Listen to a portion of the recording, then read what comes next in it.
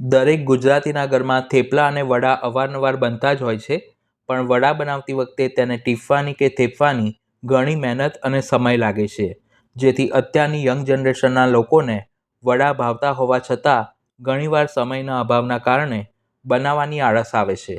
તો આજે આપણે વણવાની, ટીફવાની કે થેપવાની મહેનત વિના ખૂબ જ ઓછા સમયમાં અને સરળતાથી બનાવી શકાય તેવા ફૂલેલા સોફ્ટ મકાઈ અને જુવારના લોટના વડા બનાવીશું. તો રેસીપીની શરૂઆત કરીએ. વડા બનાવતા પહેલાં થોડી પૂર્વ તૈયારી કરીશું. તેના માટે એક મિક્સિંગ બાઉલમાં 1/4 કપ મધ્યમ ખાટું દહીં લઈ તેમાં 1/4 કપ સમારેલો અથવા તો ભાંગેલો કોલ્હાપુરી ગોળ ઉમેરી તેને સરખી રીતે મિક્સ કરી 10 મિનિટ માટે સાઈડમાં મૂકી રાખીશું, જેથી ગોળ દહીં સાથે ઓગળીને એકરસ થઈ જશે. તમે દેશી ગોળ અથવા તો ગોળના પાવડરનો પણ ઉપયોગ કરી શકો છો. લોટ બાંધવા માટે એક પહોળા વાસણમાં અડધો કપ પીળી મકાઈનો લોટ, અડધો કપ જુવારનો લોટ અને 1/4 કપ ઘઉંનો ઝીણો લોટ એટલે કે રોટલીનો લોટ લઈશું. ત્રણેય લોટને ચાળીને જ લેવા. તેમાં મસાલામાં 2 ચમચી સફેદ તલ અને 1 ચમચી અજમાને આ રીતે હાથેથી ક્રશ કરીને ઉમેરીશું, જેથી તેની ફ્લેવર ખૂબ જ સરસ આવશે. તેની સાથે 5 ચમચી હિંગ, અડધી ચમચી હળદર પાવડર અને સ્વાદ પ્રમાણે મીઠું ઉમેરીશું. તીખાશ માટે 1 ચમચી આદુ મરચાંની પેસ્ટ અને અડધી ચમચી લાલ મરચું પાવડર ઉમેરીશું. અડધી ચમચી ધાણાજીરું પાવડર અને મોણ માટે 3 ચમચી તેલ ઉમેરી હાથ વડે બધી જ સામગ્રીને સરખી રીતે મિક્સ કરી લઈશું.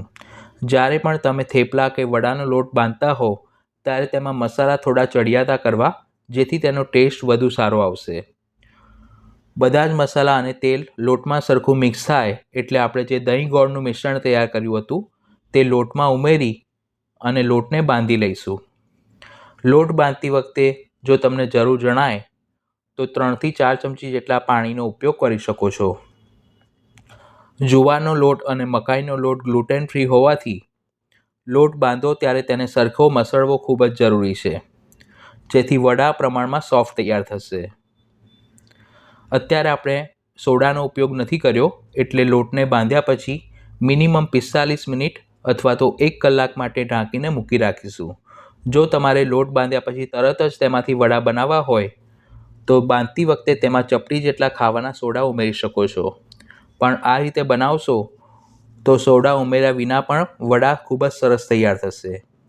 1 કલાક બાદ લોટ સરસ પલળીને સેટ થઈ ગયો છે. હાથ વડે તેને ફરીથી 2 થી 3 વખત મસળીને થોડો સ્મૂથ કરી લઈશું અને તેમાંથી મધ્યમ સાઇઝના ગોળા બનાવીશું. આ રીતના લુવા બનાવો ત્યારે તેના ઉપર બિલકુલ પણ ક્રેક ન રહેવી જોઈએ. અત્યારે આપણે જેટલું માપ લીધું છે તેમાંથી 12 થી 14 નંગ જેટલા વડા બનાવી શકાય છે. તમે માપ બમણું અથવા તો તમારે જે પ્રમાણે બનાવવા હોય તે પ્રમાણે 250 ગ્રામનું માપ રાખીને પણ કરી શકો છો. હવે મેં એક ઓડી ઇકોબેગ પેપર લીધું છે, તેને આધણી ઉપર પાથરીશું. આ 100% ઇકો ફ્રેન્ડલી અને રીયુઝેબલ પ્રોડક્ટ છે. જો તમારે તેને ઓનલાઈન બાય કરવું હોય તો લિંક ડિસ્ક્રિપ્શન બોક્સમાં આપી છે. આ રીતનું પેપર ન હોય તો તમે ભીનું કોટનનું કપડું અથવા તો રૂમાલનો પણ ઉપયોગ કરી શકો છો. પેપરની ઉપર આપણે જે લુવા બનાવ્યા હતા તેને થોડા થોડા અંતરે ગોઠવીશું અને વડાને વધુ આકર્ષક બનાવવા માટે દરેક લુવાની ઉપર થોડા તલ ભભરાવીશું. પછી બાકીનું અડધું પેપર તેના ઉપર ઢાંકી એક સપાટ વાટકી વડે તેને પ્રેસ કરીશું. લોટ બાંધતી વખતે આપણે અંદર પણ તલ ઉમેર્યા છે, એટલે તમારે આ રીતે ઉપર તલ ન ભભરાવવા હોય તો સ્કીપ પણ કરી શકાય છે, પણ ભભરાવશો તો વડા દેખાવમાં ખૂબ જ સરસ બનશે. ફરીથી તેને એક વખત ઢાંકીને પ્રેસ કરીશું.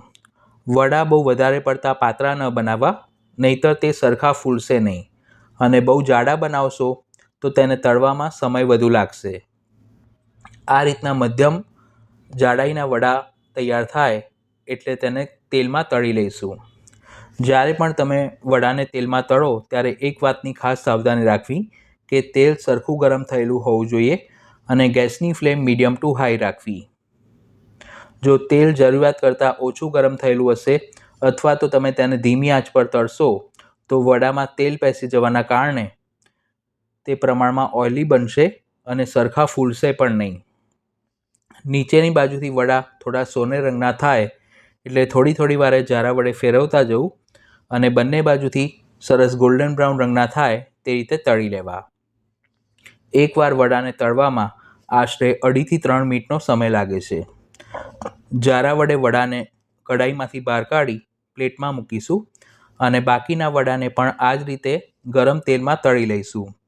આ સિવાય પણ બીજા ઘણા બધા પ્રકારના ગુજરાતી વડા મેં ચેનલ પર પોસ્ટ કર્યા છે, જેના રેસિપીના પ્લેલિસ્ટની લિંક ઉપર આઈ બટન પર અને ડિસ્ક્રિપ્શન બોક્સમાં આપી છે. મોટાભાગના ગુજરાતી ઘરોમાં રાંધણછઠના દિવસે આ રીતના મકાઈ, જુવાર અને બાજરીના લોટના વડા બનાવી શીતળા સાતમના દિવસે તેને ઠંડા ખાવામાં આવે છે. તમને કયા પ્રકારના વડા વધુ ભાવે છે તે મને કમેન્ટ કરીને જરૂર જણાવજો. વડાને તળવામાં ઉતાવળ ન કરવી, નહીંતર તે અંદરથી કાચા રહેશે. તો જોતાં જ ખાવાનું મન થઈ જાય તેવા એકદમ ટેસ્ટી, ફૂલેલા અને સોફ્ટ જુવાર અને મકાઈના લોટના વડાને આપણે દહીં સાથે સર્વ કરીશું.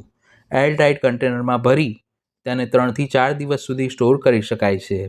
તમે તેને ચટણી કે ચા સાથે પણ ખાઈ શકો છો. તો આ રેસીપી ઘરે જરૂર ટ્રાય કરજો. ફરી મળીશું એક નવી રેસીપી સાથે. Thanks for watching this video.